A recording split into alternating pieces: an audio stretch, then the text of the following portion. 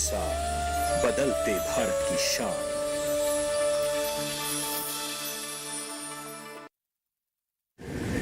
माँ कब आएगा? अभी आएगा। अरे बोलो ना माँ, कब आएगा? बोला ना, अभी आ जाएगा। ये ले, आ गया कुआं। अरे कुआं नहीं माँ, हमारे घर नल से जल कब आएगा? नल से जल? अरे गुड्डी, बहुत जल्दी आएगा पानी। जल जीवन मिशन आ चुका है। हम 1 कदम उठाएंगे तो सरकार 10 कदम उठाएगी। सच? तुम्हारे मुंह में घी शक्कर। घी शक्कर नहीं माँ, स्वच्छ जल। 2024 तक देश के सभी 19 करोड़ घरों में पहुंचेगा पीने का साफ पानी।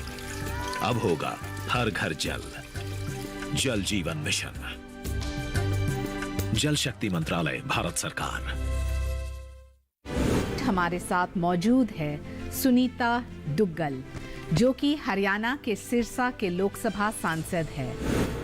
आप मेहनत कर सकते हो, आप कोशिश कर सकते हो, लेकिन फाइनली जहां आपको आपकी डेस्टिनी लेकर जाती है तो बहुत कुछ उस पर भी डिपेंड करता है। देखिए मेरी कहानी मेरी जुबानी, डीडी किसान के खास कार्यक्रम नेत्री में।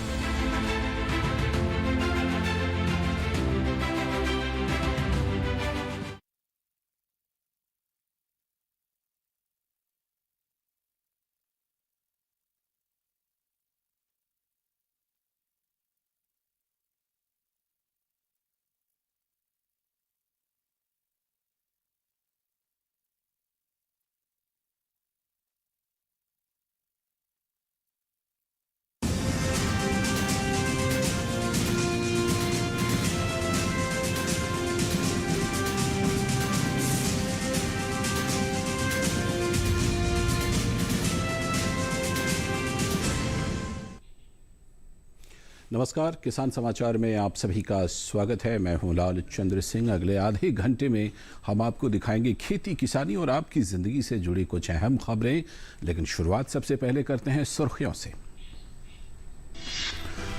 कोरोना वायरस की रोकथाम के लिए देशव्यापी 4 दिवसीय विशेष अभियान टीका उत्सव की शुरुआत। प्रधानमंत्री ने टीका उत्सव को बताया कोरोना के खिलाफ दूसरी बड़ी जंग की शुरुआत। कहा व्यक्तिगत स्वच्छता के साथ ही सामाजिक स्वच्छता पर भी दें विशेष बल।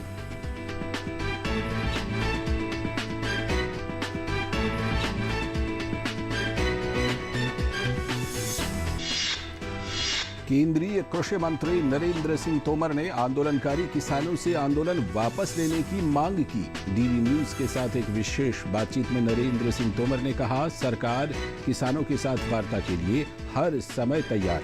कहा कोविड के बढ़ते फैलाव के बीच किसानों को वापस लेना चाहिए आंदोलन। देश में खरीफ 2021 सत्र के दौरान उर्वरक की उपलब्धता सुनिश्चित करने के लिए सरकार द्वारा उठाए गए कदम। कोविड-19 प्रकोप से उत्पन्न चुनौतियों के बावजूद उर्वरक का समय पर और पर्याप्त रूप से होता रहा है उत्पादन, आयात और वितरण।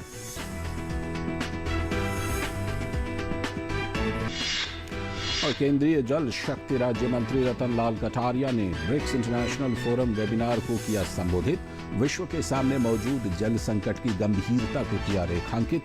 कहा ब्रिक्स राष्ट्रों को एक दूसरे के अनुभव से सीखना चाहिए। एक समावेशी दृष्टिकोण के साथ जल जीवन मिशन से एक सामाजिक क्रांति की शुरुआत। और जल जीवन मिशन के तहत सभी ग्रामीण परिवारों को नल जल कनेक्शन उपलब्ध कराने के लिए सिक्किम और त्रिपुरा ने वार्षिक कार्य योजना की प्रस्तुत। त्रिपुरा की योजना 2021-22 तक 3.8 लाख नल कनेक्शन और 2023 तक 100% करने की है तैयारी। सिक्किम की योजना मार्च 2022 से पहले सभी परिवारों को 100% नल कनेक्शन। ये थी किसान समाचार की सुर्खियां और अब देखते हैं खबरों को विस्तार से। सबसे पहले बात कोरोना से बचाव की। कोविड मरीजों की संख्या में तेजी से बढ़ोतरी हो रही है और इससे निपटने के लिए आज से देशव्यापी टीका उत्सव की शुरुआत हो गई है। इसके तहत पूरे देश में 14 अप्रैल तक लोगों को टीका लगाने का व्यापक कार्यक्रम चलाया जा रहा है। देश में कोरोना के मामले बीते कुछ दिनों से बेहद तेजी से बढ़ रहे हैं। योग्य घोषित किए गए लोगों को विन पोर्टल और आरोग्य सेतु ऐप की सहायता से टीकाकरण के लिए पंजीकरण कराने की बात कही गई है। इसके अलावा वो टीकाकरण केंद्रों पर भी जाकर पंजीकरण करवा सकते हैं।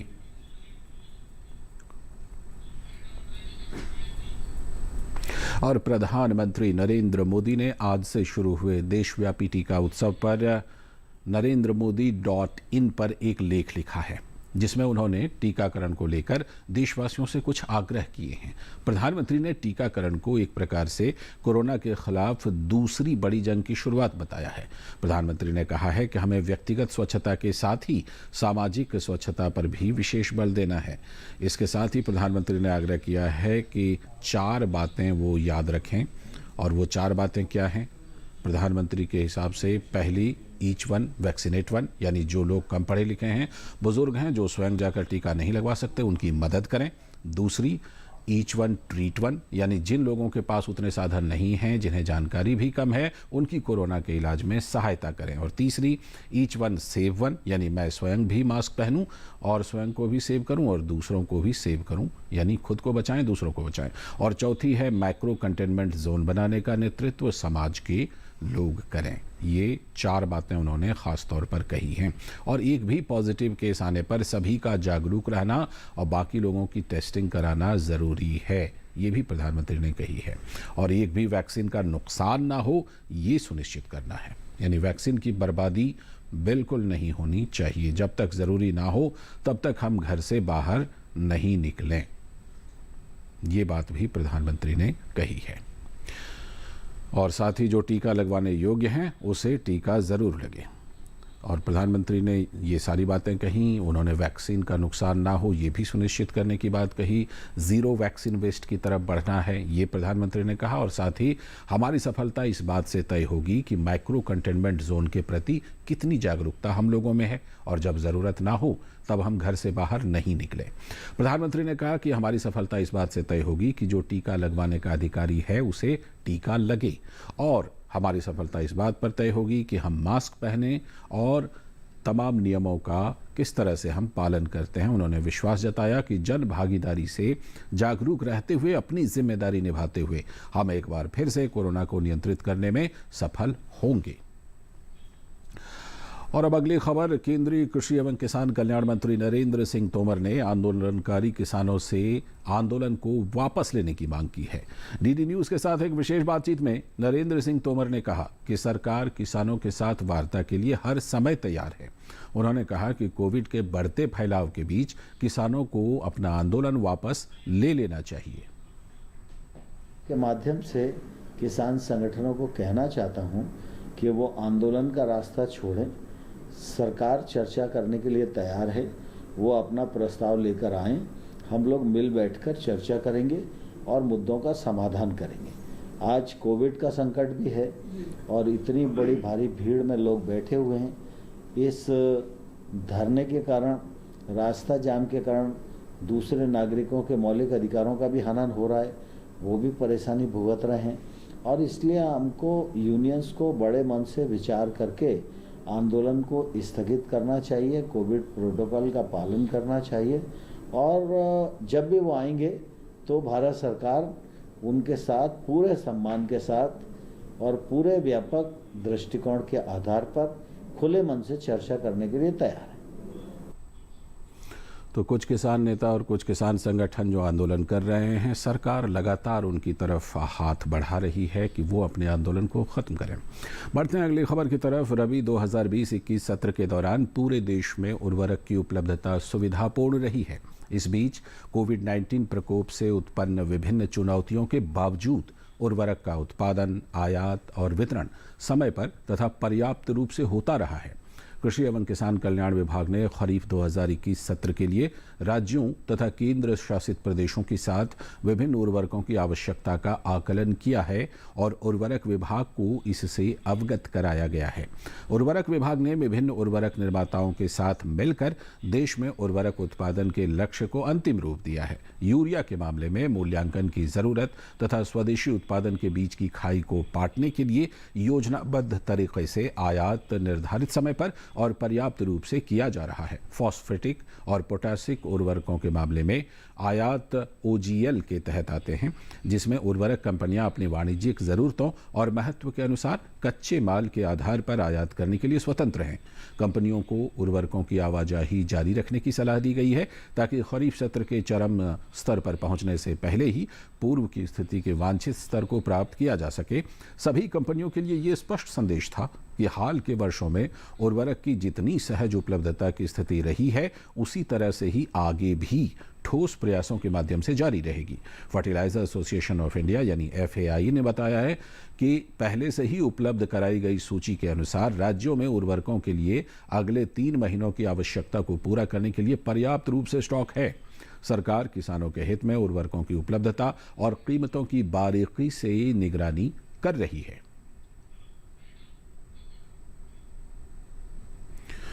और अब बात जल शक्ति की। जल शक्ति राज्य मंत्री रतनलाल कटारिया ने नागरिक संगठन ब्रिक्स इंटरनेशनल फोरम द्वारा आयोजित एक वेबिनार में कहा कि कोविड-19 महामारी ने भूख और गरीबी एवं पानी की कमी जैसे अस्तित्व से जुड़े वैश्विक संकट को बढ़ा दिया है। उन्होंने जल संकट से निपटने के लिए एक दूसरे के महत्वपूर्ण अनुभव से सीखने पर जोर दिया, क्योंकि दुनिया भर में 2.2 अरब लोग अभी भी सुरक्षित पेयजल की उपलब्धता के लिए संघर्ष कर रहे हैं। उन्होंने कहा कि लोगों को सुरक्षित पेयजल प्रदान करना किसी भी सरकार की वो जिम्मेदारी है जिससे वो बच नहीं सकती। कटारिया ने बताया कि 1 से 1.5 साल की छोटी अवधि में भारत ने ग्रामीण परिवारों को 4 करोड़ से भी अधिक पाइप जल कनेक्शन प्रदान किए हैं। इस गति से समय सीमा के भीतर सभी ग्रामीण परिवारों को योजना के दायरे में लाने का महत्वाकांक्षी लक्ष्य पूरा हो जाने की उम्मीद है।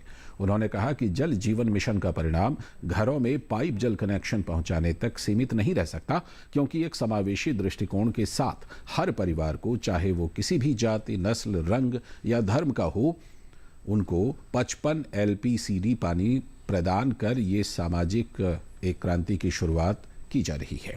यह महिलाओं के संघर्ष को कम कर रहा है, जिन्हें अपने परिवारों के लिए पानी लाने की खातिर लंबी दूरी तय करनी पड़ती थी। वास्तव में गांवों में जल की आपूर्ति बढ़ाने की खातिर योजना बनाने के लिए हर गांव में ग्राम स्तर की समितियों का गठन किया गया। इन समितियों में महिलाओं की 50% भागीदारी सुनिश्चित की गई। इस कदम से जल प्रबंधन से जुड़े महत्वपूर्ण फैसले लेने में महिलाएं सशक्त होंगी। अब पूर्वोत्तर राज्यों में जल शक्ति का हाल देख लेते हैं। त्रिपुरा और सिक्किम राज्यों ने जल शक्ति मंत्रालय के पेयजल और स्वच्छता विभाग के सचिव की अध्यक्षता वाली समिति के सामने ग्रामीण परिवारों को नल जल कनेक्शन प्रदान करने को लेकर वार्षिक कार्य योजना प्रस्तुत की। इनमें कठिन भौगोलिक क्षेत्र, खराब संपर्क, गांवों की दूरस्थ स्थिति और कार्यों को करने के लिए प्रशिक्षित मानव संसाधन की कमी शामिल है। त्रिपुरा में 8 लाख ग्रामीण परिवार हैं। इनमें से 2.14 लाख घरों में नल जल कनेक्शन है। राज्य की योजना 2023 तक सभी ग्रामीण परिवारों को 100% नल कनेक्शन प्रदान कर देने की है। त्रिपुरा के पास एक अच्छी जल आपूर्ति अवसंरचना है और राज्य के 1178 गांवों में जल आपूर्ति योजनाएं संचालित हैं। राज्य में 2020-21 में 1.42 लाख नल जल कनेक्शन प्रदान किए गए हैं। बात अगर सिक्किम की करें तो लगभग 1.05 लाख परिवार हैं वहां पर। इनमें से 81,000 के पास नल जल की सुविधा है। इस राज्य में 2020-21 में लगभग 10,300 नल जल कनेक्शन प्रदान किए गए थे। अब राज्य की योजना साल 2021-22 तक सभी परिवारों को 100% नल कनेक्शन प्रदान करने की है। सिक्किम के पास एक अच्छी जल आपूर्ति अवसंरचना है और राज्य के 411 गांवों में जल आपूर्ति योजनाएं संचालित हैं। इस बैठक में राष्ट्रीय समिति ने मिशन के आधारभूत सिद्धांतों पर भी जोर दिया। सभी गांवों में जहां कार्यों को क्रियान्वित किया जाना है, वहां के स्थानीय युवाओं के लिए नलसाजी, फिटिंग, बिजली का काम और चिनाई में कौशल प्रशिक्षण का आयोजन किया जाना है, जिससे गांवों में कुशल मानव संसाधन का एक कैडर तैयार हो पाएगा, जिससे न केवल पानी की आपूर्ति के बुनियादी ढांचे के कार्यों के कार्यान्वयन में मदद हो पाएगी, बल्कि इसका स्थानीय समुदाय द्वारा नियमित संचालन और रखरखाव भी सुनिश्चित किया जा सकेगा। जल के विभिन्न पहलुओं जैसे कि जल संरक्षण, स्रोत को मजबूत करना, धूसर जल प्रबंधन, जल गुणवत्ता पहलुओं और व्यक्तिगत स्वास्थ्य से इसके जुड़ाव को लेकर राज्यों को IEEC अभियान शुरू करने की जरूरत है, जिससे जल जीवन मिशन वास्तविक रूप से लोगों का अभियान बन जाएगा। केंद्र सरकार का महत्वाकांक्षी कार्यक्रम जल जीवन मिशन को 15 अगस्त 2019 से राज्यों के साथ भागीदारी में क्रियान्वित किया जा रहा है। इस मिशन का उद्देश्य सार्वभौमिक कवरेज यानी गांवों में प्रत्येक परिवार को उनके घर में नल जल कनेक्शन प्रदान करना है। वहीं ग्रामीण लोगों के जीवन स्तर में सुधार लाने और जीवन जीने में आसानी बढ़ाने पर ध्यान केंद्रित करने के साथ मिशन का उद्देश्य कार्यात्मक घरेलू नल कनेक्शन के माध्यम से ग्रामीण परिवारों को निर्धारित गुणवत्ता और नियमित एवं दीर्घावधि आधार पर पर्याप्त मात्रा में पेयजल सुनिश्चित करना है। 2021-22 में जल जीवन मिशन के लिए 50,011 करोड़ रुपए का बजट आवंटन किया गया है। इसके अलावा 15वें वित्त आयोग के बंधित अनुदानों के तहत 26,940 करोड़ रुपए उपलब्ध निश्चित निधि RLB यानी PRI को जल और स्वच्छता एवं राज्यों के हिस्से और बाहरी सहायता प्राप्त परियोजनाओं के लिए मिलाने के लिए हैं। इस प्रकार 2021-22 में नल जल की आपूर्ति सुनिश्चित करने के लिए 1 लाख करोड़ रुपए से भी अधिक निवेश करने की योजना है। इसे बढ़े हुए बजटीय आवंटन से राज्यों को 2020-21 की तुलना में 2021-22 में 2.5 गुना केंद्रीय निधि मिलने की संभावना है। गांवों में इस तरह के भारी निवेश से विनिर्माण गतिविधियों को बढ़ावा मिलेगा, ग्रामीण क्षेत्रों में रोजगार के अवसर पैदा होंगे और साथ ही ग्रामीण अर्थव्यवस्था में भी तेजी आएगी। इन दिनों बसंत के आगमन के पहले लद्दाख में खुबानी खिले हैं। नहीं समझे ना?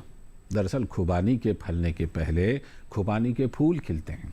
रंग बिरंगे इन फूलों का नज़ारा भी कम मनोहारी नहीं है। लिहाजा लद्दाख में खुबानी के इस मौसम में पर्यटकों को आकर्षित करने के लिए 13 दिनों का एप्रिकॉट ब्लॉसम लद्दाख फेस्टिवल का आयोजन किया जा रहा है। देखते हैं लद्दाख से हमारी ये खास रिपोर्ट।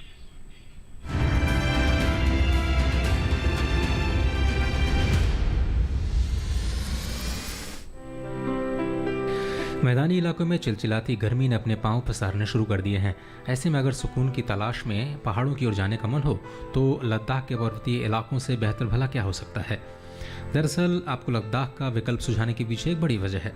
सबसे पहली बात तो ये कि लद्दाख घूम आने का यह सीजन सबसे उपयुक्त माना जाता है। बसंत के मौसम में लद्दाख की वादियों में खासतौर पर करगिल, आर्यान घाटी, शाम इलाका और तुर्तुक के नुब्रा में रंग बिरंगे खुबानी फलों ने अपना डेरा जमाया है, जो न सिर्फ देखने में खूबसूरत होते हैं बल्कि अपने स्वाद और अपनी खूबियों के लिए भी खूब जाने जाते हैं। कहीं हल्के गुलाबी तो कहीं गहरे गुलाबी रंगों से सराबोर और कहीं पर पीले फूल इन दिनों लद्दाख के विभिन्न इलाकों में खुबानी के विभिन्न शेड्स में बिखरे पड़े हैं।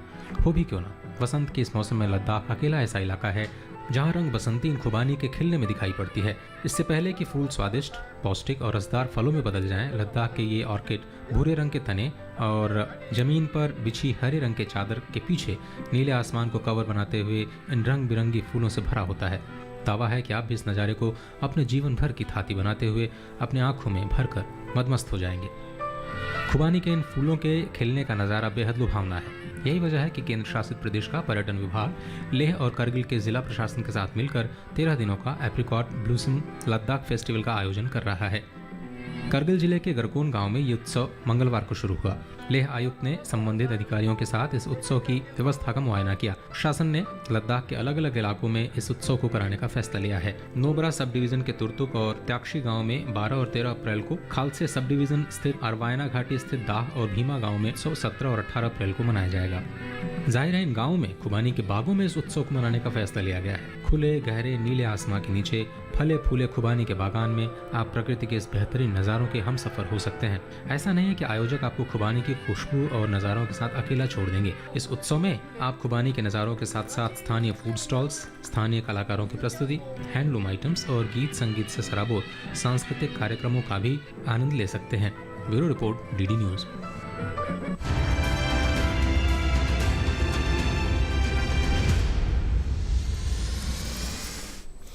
जी, और जब बात खुबानी की हुई तो आइए हम खुबानी पर कुछ और चर्चा कर लेते हैं। दरअसल खुबानी देखने में ही सिर्फ खूबसूरत हो ऐसी बात नहीं है, बड़ा गुणकारी फल है ये खुबानी। खुबानी एक पौष्टिक फल है। खुबानी के सेवन से हमारे शरीर को ऊर्जा की प्राप्ति होती है और इसमें बहुत सारे विटामिन पाए जाते हैं जो कि हमारे शरीर के लिए बहुत लाभदायक होते हैं। इसमें शरीर के लिए लाभदायक खनिज लवण यानी मिनरल्स भी पाए जाते हैं। खुबानी का रंग जितना चमकीला होगा उसमें विटामिन सी और ई और पोटेशियम की मात्रा उतनी ही अधिक होगी।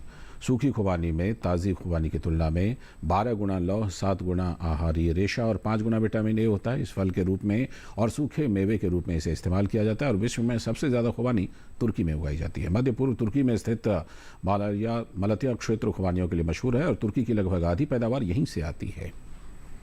खुबानी उत्पादन में तुर्की के बाद ईरान का स्थान आता है। खुबानी एक ठंडे प्रदेश का पौधा है और अधिक गर्मी में या तो मर जाता है या फल पैदा ही नहीं करता। भारत में खुबानियाँ उत्तर के पहाड़ी इलाकों में पैदा की जाती है, जैसे कि कश्मीर, हिमाचल प्रदेश, उत्तराखंड आदि में। और कश्मीर और हिमाचल के कई इलाकों में सूखी खुबानी को किश्त या किश्त कहते हैं। कश्मीर माना जाता है कि कश्मीर के किश्तवाड़ क्षेत्र का नाम इसीलिए पड़ा क्योंकि प्राचीन काल में यह जगह सूखी खुबानियों के लिए प्रसिद्ध थी। खुबानी कई रंगों में आती है, जैसे सफ़ेद, काले, गुलाबी और भूरे, ग्रे। ये सारे के सारे इसके रंग होते हैं। बहुत ही पौष्टिक फल है और ऊर्जा की प्राप्ति होती है। और अगली खबर, असम के वन विभाग ने 2019 में बाढ़ के दौरान बचाए गए 3 गैंडे के शिशुओं को मानस टाइगर रिजर्व में छोड़ दिया है। इनमें एक नर और 2 मादा थी। मादा गेंडे शिशुओं को हाथीमुरा और कुथुरी इलाके से बचाया गया था, जबकि नर गेंडे को 2019 में असम के सोलमारा में काजीरंगा में जुलाई-अगस्त में आए बाढ़ के दौरान वन विभाग ने बचाया था। इनको टाइगर रिजर्व में स्थानांतरित करने से पहले 2 साल तक पुनर्वास के तहत प्रोटोकॉल से गुजरना पड़ा। स्वास्थ्य परीक्षण और अन्य नियमों के पूरे होने के बाद तीनों गेंडा शिशुओं को रिजर्व में छोड़ दिया गया है। खाद्य प्रसंस्करण उद्योग मंत्रालय कृषि उत्पादों के प्रसंस्करण सहित खाद्य प्रसंस्करण क्षेत्र के समग्र विकास के लिए केंद्रीय क्षेत्र छाता योजना प्रधानमंत्री किसान योजना को लागू कर रहा है। योजना का परिव्यय 2016-17 से 19-20 की अवधि के लिए 6,000 करोड़ रुपए है। इस अवधि को वित्त वर्ष 2020-21 तक बढ़ा दिया गया है। PMKSY की घटक योजनाओं के तहत MOFPI खाद्य प्रसंस्करण संरक्षण उद्योगों की स्थापना के लिए उद्यमियों को अनुदान सहायता के रूप में ज्यादातर क्रेडिट लिंक्ड वित्तीय सहायता प्रदान करता है। PMKSY कोई भी क्षेत्र या राज्य विशिष्ट नहीं है, बल्कि उत्तर प्रदेश के ग्रामीण क्षेत्रों सहित पूरे देश में लागू है। अब तक मंत्रालय ने PMKSY की संगत घटक योजनाओं के तहत उत्तर प्रदेश में 23 cold chain projects, 3 agro processing clusters, 22 food processing units, 6 creation of backward and forward linkage projects और 9 फूड टेस्ट लेबोरेटरी प्रोजेक्ट्स को मंजूरी दी है। ट्राइफेड की गांव एवं डिजिटल कनेक्ट मुहिम के तहत जनजातीय मामले मंत्रालय के तहत ट्राइफेड ने अब संकल्प से सिद्धे गांव एवं डिजिटल कनेक्ट मुहिम लॉन्च की है। 100 दिनों की इस मुहिम से 150 टीमें जुड़ेंगी, जिनमें से प्रत्येक 10 गांवों का दौरा करेंगी और प्रत्येक क्षेत्र में 100 गांव तथा देश में 1,500 गांवों को अगले 100 दिनों में कवर किया जाएगा। इस मुहिम का मुख्य उद्देश्य इन गांवों में वन धन विकास केंद्रों को सक्रिय बनाना है। ट्राइफेड ने समाज के वंचित जनजातीय वर्गों की सहायता के लिए कई पहलों को लागू किया है। न्यूनतम समर्थन मूल्य के जरिए गौण वन उपज की मार्केटिंग के लिए तंत्र बनाया गया है। जनजातीय समूहों और क्लस्टरों तथा वन विकास केंद्रों के जरिए विपणन करता है। विशेष रूप से 2020 में महामारी के दौरान ये स्कीम जनजातियों के लिए रामबाण साबित हुई है। MFP के लिए MSP स्कीम का उद्देश्य जनजातीय संग्रहकर्ताओं के लिए बेहतर माहौल पैदा करना है। उचित मूल्य, प्राथमिक प्रसंस्करण, भंडारण, परिवहन आदि सुनिश्चित करने के लिए एक संरचना की स्थापना भी इसका उद्देश्य है। इन 1,500 गांवों में VDVK के सक्रिय हो जाने के बाद 1 साल में 200 करोड़ रुपए की बिक्री का लक्ष्य रखा गया है। ऐसी उम्मीद है कि संकल्प से सिद्धि देश भर में जनजातीय परितंत्र के पूर्ण परिवर्तन को प्रभावी बनाने में सहायता करेगी।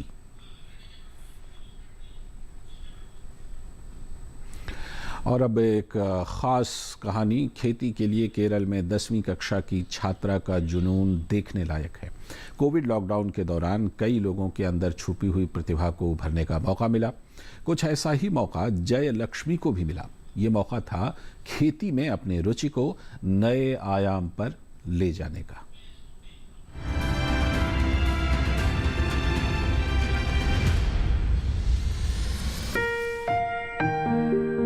10वीं कक्षा की छात्रा जयलक्ष्मी खुश हैं क्योंकि खेती के उनके शौक ने उन्हें सर्वश्रेष्ठ छात्र कृषक राज्य पुरस्कार दिलाया है।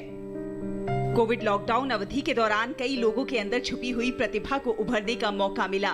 कुछ ऐसा ही मौका जयलक्ष्मी को भी मिला। ये मौका था खेती में अपनी रुचि को नए आयाम पर ले जाने का। उन्होंने घर में अपने अध्ययन समय के बाद खुद को इस जुनून के लिए समर्पित किया।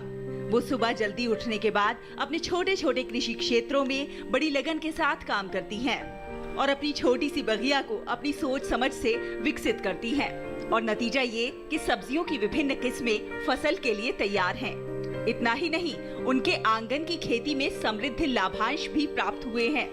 कृषि में जयलक्ष्मी की रुचि कम उम्र से ही हो गई थी, लेकिन ये तब और ज्यादा बढ़ गई जब इस क्षेत्र के कृषि अधिकारी ने सुभाषित केरलम परियोजना के हिस्से के रूप में निर्बाध खेती के लिए रेन शेल्टर सिस्टम का तोहफा दिया। I tried to do it practically. I thoroughly observed their stems and root, and it slowly transformed into cultivation plants. My mother has an elder sister, and she is a good farmer. Her farming practices also influenced me by doing this all work. Our agriculture officer Nasira Madam, she provoked me a lot, and she provided me a rain shelter. This helped me to cultivate plants widely without much difficulty. वैसे तो जयलक्ष्मी पहले से ही सर्वश्रेष्ठ छात्र खेती परियोजना के लिए जिला स्तर पर पुरस्कार जीत चुकी हैं। लेकिन सर्वश्रेष्ठ छात्र कृषक राज्य पुरस्कार प्राप्त कर वो बहुत खुश हैं और कृषि के क्षेत्र में भविष्य में नए आयाम छूने का इरादा रखती हैं। वो अपनी सफलता के लिए अपने माता पिता, शिक्षकों और कृषि अधिकारियों का धन्यवाद अदा करती हैं। जब नई पीढ़ी खेती से दूर हो जाती है तो जयलक्ष्मी जैसे युवा छात्रों को कृषि में ले जाना वास्तव में हमारे देश के कृषि भविष्य के लिए एक अच्छा संकेत है। Bureau report, DD news.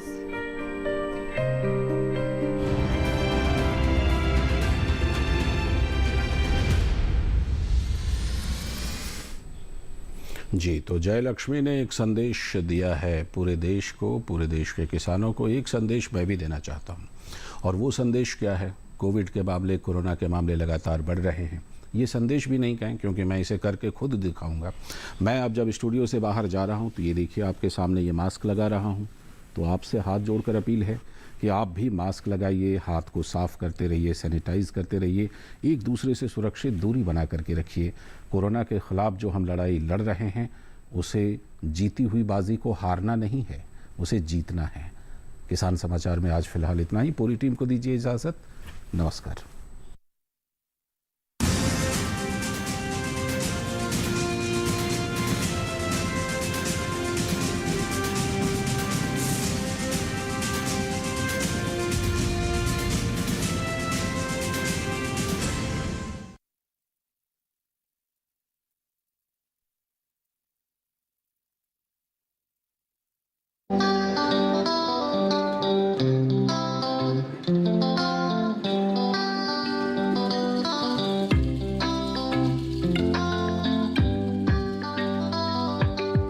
Ravi Prajapat Haryana के गुरुग्राम जिले के ताजनगर की रहने वाली हैं।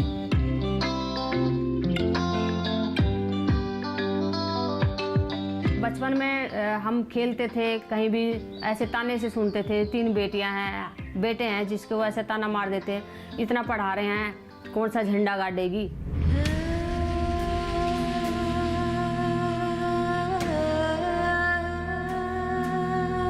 वही बात कई बार हम सोचते हैं, बच्चे हैं, बच्चों को नहीं कहना चाहिए।